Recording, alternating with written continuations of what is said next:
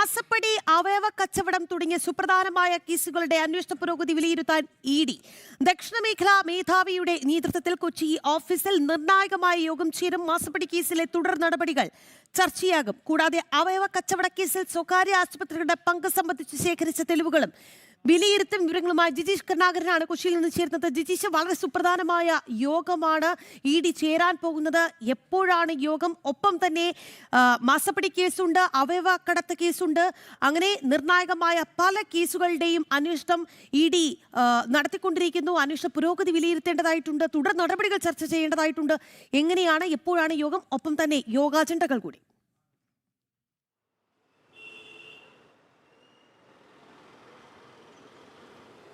രഘി, 11 മണിയോടുകൂടിയാണ് ഈ ഒരു യോഗം ആരംഭിക്കുക. ഉന്നത ഉദ്യോഗസ്ഥർ തന്നെ പങ്കെടുക്കുന്ന ദ്വിദിന യോഗമാണ്. ഇന്നും നാളെയുമായി തന്നെയാണ് ഈ യോഗം ഇവിടെയുള്ള എൻഫോഴ്സ്മെന്റ് ഡയറക്ടറേറ്റ് കൊച്ചി ഓഫീസിൽ വിളിച്ചു ചേർത്തിരിക്കുന്നത്.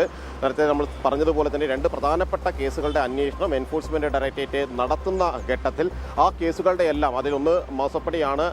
മുൻ മുഖ്യമന്ത്രി, നിലവിൽ പ്രതിപക്ഷ നേതാവ് പിണറായി വിജയന്റെ മകൾ ടി വീണ തന്നെ ഉൾപ്പെട്ടിട്ടുള്ള മാസപ്പടി കേസുമായി ബന്ധപ്പെട്ട് ഇതുവരെയുള്ള അന്വേഷണ പുരോഗതികൾ അന്വേഷണ സംഘത്തിന് വിലയിരുത്തേണ്ടതുണ്ട്. ചോദ്യം ചെയ്യലിൽ ലഭിച്ച വിവരങ്ങൾ, ഒപ്പം തന്നെ ഇനി കൂടുതലായി ശേഖരിക്കേണ്ട തെളിവുകളുമായി ബന്ധപ്പെട്ട കാര്യങ്ങൾ, നിലവിലെ തെളിവുകളുടെ ഒരു അവലോകനമടക്കമുള്ള നടപടികൾ പൂർത്തിയാക്കണം. അതിനോടൊപ്പം തന്നെയാണ് മറ്റൊരു സുപ്രധാനമായ കേസ് കൂടി എൻഫോഴ്സ്മെന്റ് ഡയറക്ടറേറ്റിന്റെ അന്വേഷണ പരിധിയിലുള്ളത്. അത് അവയവ കച്ചവടവുമായി ബന്ധപ്പെട്ടാണ്. വ്യാജരേഖ ചമച്ചുള്ള അവയവ കച്ചവടവുമായി ബന്ധപ്പെട്ടാണ് ആ ഒരു കേസ്.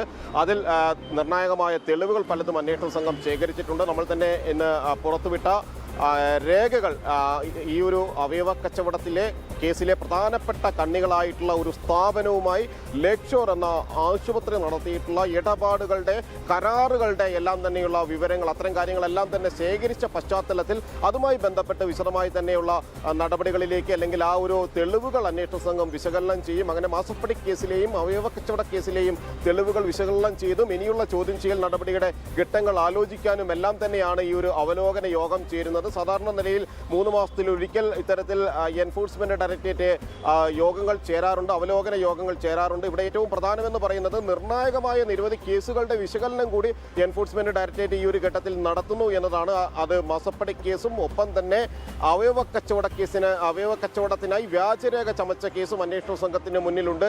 നിലവിലെ ചോദ്യം ചെയ്യലുകളിൽ 2 തവണ ടി വീണ ചോദ്യം ചെയ്യലിന് വിധേയമായിട്ടുണ്ട്. അതുകൊണ്ട് തന്നെ വീണയിൽ നിന്ന് ലഭിച്ച മൊഴി മാസപ്പടി കേസുമായി ബന്ധപ്പെട്ട് അന്വേഷണ സംഘം വിശകലനം ചെയ്യും. ആവശ്യമെങ്കിൽ വീണ്ടും വീണയെ ചോദ്യം ചെയ്യണമോ എന്നതടക്കമുള്ള കാര്യങ്ങളിൽ കൂടി ഈ യോഗത്തിൽ ഒരു തീരുമാനമുണ്ടാവുകയും ചെയ്യും.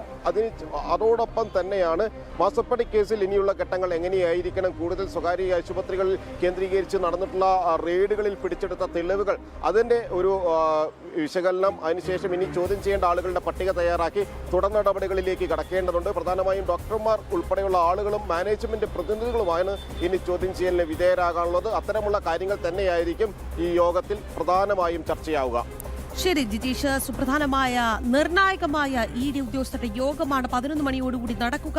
അവയവ കച്ചവട കേസുണ്ട്, ഒപ്പം തന്നെ മാസപ്പടി കേസുണ്ട്. അങ്ങനെ ഈ സുപ്രധാനമായ കേസുകളിലെല്ലാം തന്നെ തുടർ നടപടികൾ എന്താണ്, അന്വേഷണ പുരോഗതി ഏതുവരെ എത്തിയിട്ടുണ്ട്, ഇതെല്ലാം തന്നെ ഇഡി ഉദ്യോഗസ്ഥർ വിശദമായി തന്നെ ചർച്ച ചെയ്യും. 11 മണിക്കാണ് യോഗം. ജിജീഷ് കരുണാകരനാണ് വാർത്തയിൽ വിശദാംശങ്ങൾ നൽകിയത്.